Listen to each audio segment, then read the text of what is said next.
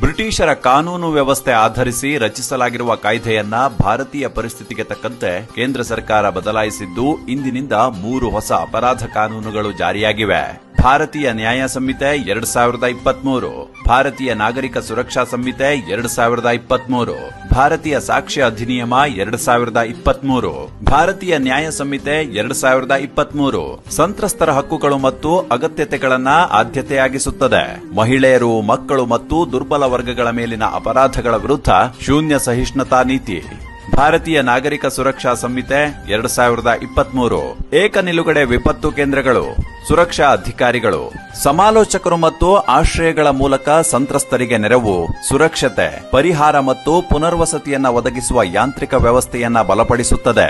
ಭಾರತೀಯ ಸಾಕ್ಷ್ಯ ಅಧಿನಿಯಮ 2023 cyber forensic, DNA forensic ಮತ್ತು ಎಲೆಕ್ಟ್ರಾನಿಕ್ ಸಾಕ್ಷ್ಯ ರೆಕಾರ್ಡಿಂಗ್ ಮತ್ತು ತನಿಖೆ ಹಾಗೂ ನ್ಯಾಯಾಲಯದ ವಿಚಾರಣೆ ಸಂದರ್ಭದಲ್ಲಿ ಪ್ರಸ್ತುತಿ ಮುಂತಾದ ಕಾನೂನು ಪ್ರಕ್ರಿಯೆಗಳಲ್ಲಿ ಸಾಕ್ಷ್ಯದ ವಿಧಾನವನ್ನ ಆಧುನೀಕರಿಸುತ್ತದೆ.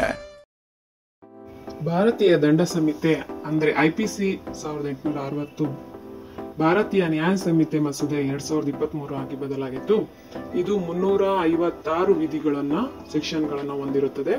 ಮೊದಲಿನ ಐಪಿಸಿಯಲ್ಲಿ 511 ಸೆಕ್ಷನ್ಗಳ ಬದಲಾಗಿ ಈಗ 356 ಸೆಕ್ಷನ್ಗಳಿಗೆ ಕಡಿತಗೊಳಿಸಲಾಗಿದೆ ಮತ್ತು 175 ವಿಭಾಗಗಳನ್ನು ಮಾಡಲಾಗಿದೆ ಅಂದ್ರೆ ತಿದ್ದುಪಡಿ ಮಾಡಲಾಗಿದೆ.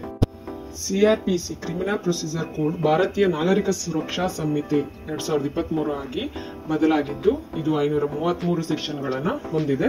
ಈ ಮೊದಲು 478 ಸೆಕ್ಷನ್ಗಳನ್ನು ಹೊಂದಿದ್ದು 160 ವಿಭಾಗಗಳನ್ನು ಬದಲಾಯಿಸಲಾಗಿದೆ. 9 ವಿಭಾಗಗಳನ್ನು ಸೇರಿಸಲಾಗಿದೆ ಮತ್ತು 9 ವಿಭಾಗಗಳನ್ನು ರದ್ದುಗೊಳಿಸಲಾಗಿದೆ. ಹಾಗೆ ಮೂರನೇದಾಗಿ ಇಂಡಿಯನ್ ಎವಿಡೆನ್ಸ್ ಆಕ್ಟ್ 1878 ಬದಲಿಗೆ ಭಾರತೀಯ ಸಾಕ್ಷಿ ಮಸೂದೆ ಎಂದು 2023 ಎಂದು ಮರುನಾಮಕರಣಗೊಳಿಸಿದ್ದು 170 ಸೆಕ್ಷನ್ಗಳನ್ನು ಹೊಂದಿದೆ. ಈ ಮೊದಲು 166 ಸೆಕ್ಷನ್ಗಳು ಇದ್ದು 170 ಸೆಕ್ಷನ್ಗಳಾಗಿ ಮಾಡಲಾಗಿದ್ದು 23 ವಿಭಾಗಗಳನ್ನು ಬದಲಾಯಿಸಲಾಗಿದೆ ಹಾಗೂ 1 ವಿಭಾಗವನ್ನು ಸೇರಿಸಲಾಗಿದೆ. 5 ವಿಭಾಗಗಳನ್ನು ರದ್ದುಗೊಳಿಸಲಾಗಿದೆ. ಹೀಗೆ ಹಲವು 10 ಬದಲಾವಣೆಗಳನ್ನು ಮಾಡಿದ್ದು ನ್ಯಾಯ ಸಂಹಿತೆಯನ್ನು, ಭಾರತೀಯ ಕಾನೂನನ್ನು ಮಾರ್ಪಾಟು ಮಾಡಲಾಗಿದೆ. ಹೊಸ ಕಾನೂನಿನ ಪ್ರಕಾರ ಮಕ್ಕಳಿಂದ ಅಪರಾಧ ಕೃತ್ಯಗಳನ್ನು ಮಾಡಿಸುವುದು ಮತ್ತು ಅಪರಾಧ ಕೃತ್ಯಗಳನ್ನು ಮಕ್ಕಳು ಭಾಗಿಯಾಗುವುದು ಶಿಕ್ಷಾರ್ಹ ಅಪರಾಧವಾಗಿದ್ದು, ಅಪ್ರಾಪ್ತ ಮಕ್ಕಳನ್ನು ಖರೀದಿಸುವುದು, ಮಾರಾಟ ಮಾಡುವುದು ಘೋರ ಕೃತ್ಯ ಎಂದು ಭಾವಿಸಲಾಗಿದೆ ಮತ್ತು ಮಕ್ಕಳ ಮೇಲೆ ಸಾಮೂಹಿಕ ಅತ್ಯಾಚಾರ ಮಾಡಿದರೆ ಜೀವಾವಧಿ ಅಥವಾ ಗಲ್ಲು ಶಿಕ್ಷೆಯನ್ನು ನಿಬಂಧನೆಯನ್ನು ಹೇರಲಾಗಿದೆ.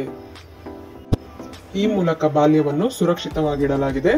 ದೇಶದ ಹೊಸ ಕಾನೂನಿನ ಪ್ರಕಾರ ಮಕ್ಕಳು ಮತ್ತು ಮಹಿಳೆಯರ ಮೇಲಿನ ಅಪರಾಧಗಳ ವಿರುದ್ಧ ಕಠಿಣ ಶಿಕ್ಷೆಯನ್ನು ಹೊಸ ಅಧ್ಯಾಯದಲ್ಲಿ ಸೇರ್ಪಡೆ ಮಾಡಲಾಗಿದೆ. ಅಪ್ರಾಪ್ತ ಮಕ್ಕಳನ್ನು ಖರೀದಿಸುವುದು, ಮಾರಾಟ ಮಾಡುವುದು ಘೋರ ಅಪರಾಧವೆಂದು ಭಾವಿಸಿದ್ದು, ಅಪ್ರಾಪ್ತರ ಮೇಲೆ ಸಾಮೂಹಿಕ ಅತ್ಯಾಚಾರ ವಿರುದ್ಧ ಜೀವಾವಧಿ ಮರಣದಂಡನೆ ಶಿಕ್ಷೆ ಮತ್ತು ಪೋಷಕರ ಸಮ್ಮುಖದಲ್ಲಿ ಹೇಳಿಕೆಗಳನ್ನು ದಾಖಲಿಸಿಕೊಳ್ಳಲಾಗುವುದು ಇಂದಿನ ಹೊಸ ಕಾನೂನಿನ ಪ್ರಕಾರ.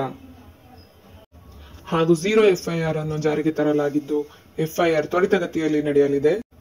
0 FIR ಅಂದ್ರೆ ಯಾವ ಜುರಿಸ್ಡಿಕ್ಷನ್ ಅಲ್ಲಿ ಬೇಕಾದರೂ FIR ಫೈಲ್ ಮಾಡಬಹುದು.